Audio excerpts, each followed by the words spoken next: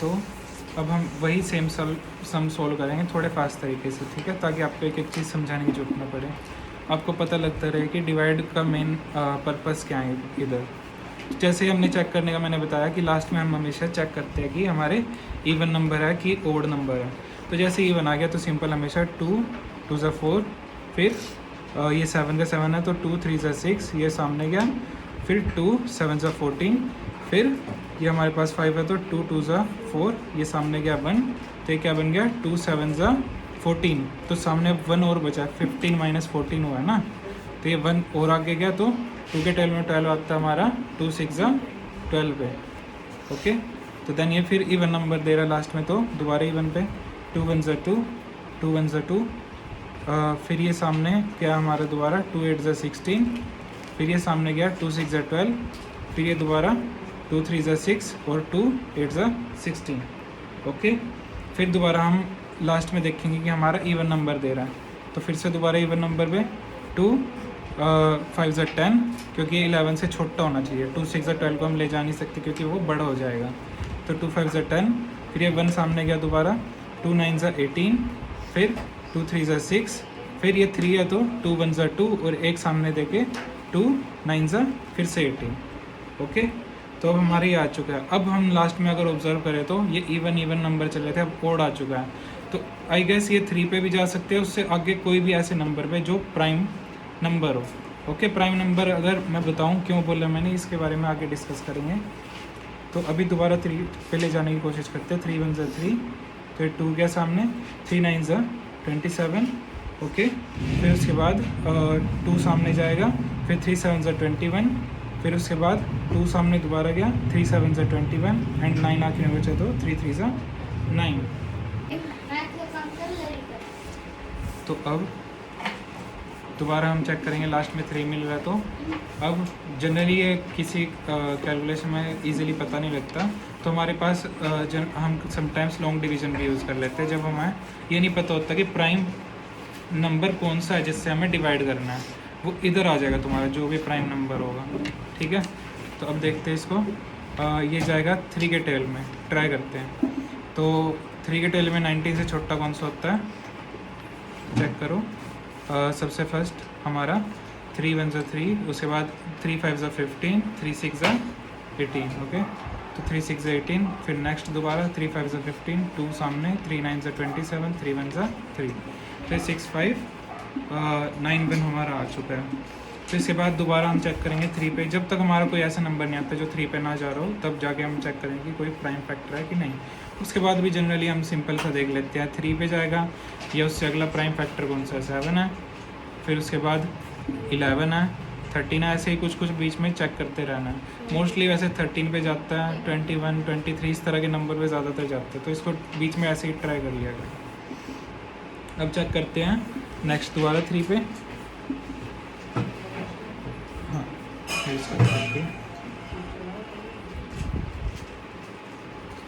3 2 ज़ा 6, 3 1 ज़ा 3, फिर ये 3 9 ज़ा 27, 28 29 यानी 2 गया सामने, तो क्या बन गया 3 7 ज़ा 21।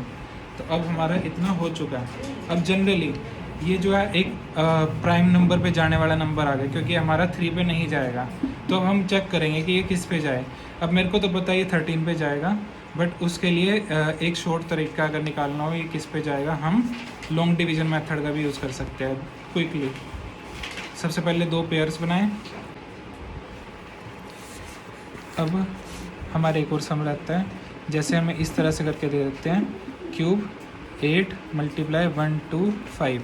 इसका जनरली कुछ मतलब नहीं होता, ये क्यूब रूट का निशान है, जैसे स्क्वायर रूट का ये रहता है। कई बार हम इस 2 को भी नहीं बनाते, खाली इसको बना देते हैं, तो वो भी रूट ही होता है। तो इसमें अब हमें पहले ही दे दिया ईजी करके, इसमें पहले मल्टीप्लाई करेंगे तो डिफ़िकल्ट हो जाएगा, हमारा बड़ा नंबर बन जाएगा और उसको क्यूब करना मुश्किल हो जाएगा फैक्टराइजेशन से। तो इसमें क्या करेंगे, पहले इस नंबर का फैक्टराइजेशन करो, फिर इस नंबर का फैक्टराइजेशन करो। अब सिंपल है, तो 8 का करो और इधर 125 का करो। तो 8 का करेंगे 2 4 ज़ा 8, 2 2 ज़ा 4, 2 1 ज़ा 2। इसका करेंगे 5 को 5 2 ज़ा 10, फिर 5 5 ज़ा 25, फिर 5 5 ज़ा 25 और 5 1 ज़ा 5। तो तीनों में से एक एक निकाल लेंगे, 5 आ गया बाहर, इन तीन में से निकालना तो 2 बाहर आ गया, तो 5 और 2 आ गया। तो यानी इस क्यूब रूट के बाहर 5 और 2 बचा, दोनों को मल्टीप्लाई करेंगे तो 5 2 ज़ा 10। This is our final answer.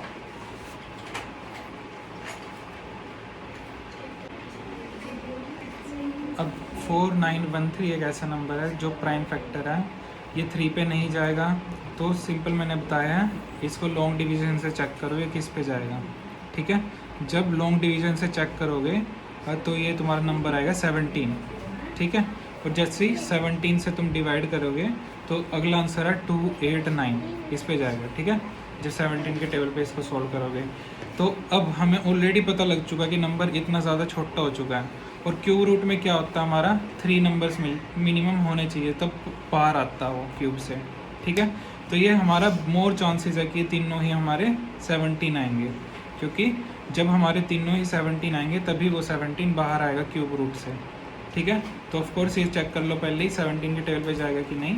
हाँ जी, ये 17 के टेबल पे 17 को 17 से जब मल्टीप्लाई करते हैं तो 289 आता है। ठीक है, तो 17 को फिर से 17 पे ले जाओ, और 17 बचा तो 17 1 ज़ा 17। ठीक है, तो अब ये हमारा हो चुका है ऊपर का सॉल्व। अब नेक्स्ट करते हैं। अब हमारा नेक्स्ट था 3 3 7 5। अब ये 5 पे है पहले ही, तो यानी 5 लास्ट नंबर हो सकता है हमारा, या 3 भी हो सकता है, क्योंकि 3 5 ज़ा 15 भी रखता है। तो अब हमारी मर्जी है, लाइक हम शुरुआत से अगर छोटे से नंबर शुरू करें, तो अगर बड़े से भी कर रहे हो छोटे से भी कर रहे हो, हमें सिर्फ काउंट करना रहता है कि अगर 3 5 है तो एक बार बाहर निकाल लो, वो ऊपर नीचे अरेंज भी कर सकते हो उनको ऑलरेडी। तो 3 1 ज़ा 3, 3 1 ज़ा 3, फिर आगे 3 2 ज़ा 6, और लास्ट में 3 5 ज़ा 15। ठीक है, अब चेक करो, क्योंकि 3 टाइम्स तो 3 आना ही है, तो अब 2 टाइम्स और चेक करेंगे 3 से। 3 3 ज़ा 9, 3 7 ज़ा 21, 3 5 ज़ा 15, फिर से 3 1 ज़ा 3, 3 2 ज़ा 6, 3 5 ज़ा 15। ठीक है, अब ये 125 आ गया। एक बार बार बार सम करोगे तो ऑटोमेटिकली एक चीज़ तुम्हारे दिमाग में आ जाएगी कि 125 कुछ नहीं है, बस क्यूब रूट का 125 का क्यूब रूट क्या है हमारा 5, क्योंकि 5 को 3 टाइम्स खुद से मल्टीप्लाई करते हैं तो 125 आता है। तो कर दो, 5 को इससे करेंगे 25 आएगा, फिर 5 को 5 5 ज़ा 25, और फिर 5 1 ज़ा 5।